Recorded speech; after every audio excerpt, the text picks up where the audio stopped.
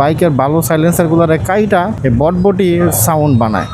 এর চাইতে তো ইসের সাউন্ড ভালো, ওই যে দেখছেন সাউন্ড কীরকম, মাইক এতটা ক্যাপচার করবে না আমার, যেহেতু আমার মাইক নয়েজ ক্যান্সেলেশন দেওয়া।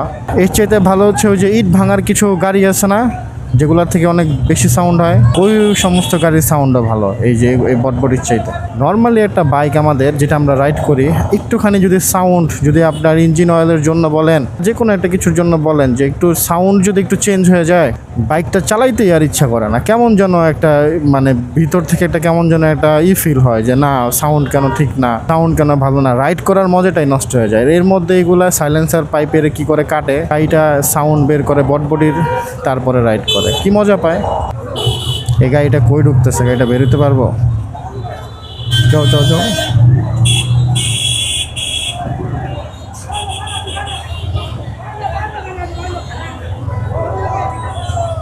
পারবো না নিজে বেরোতে, শুধু শুধু পারাপারি করতেছে।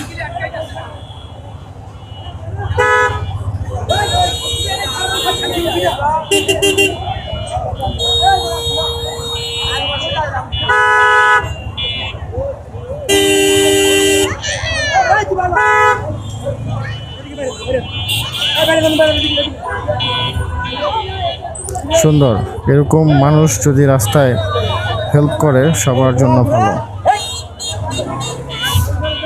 ধমকাধমকি শুরু হয়ে গেছে। ও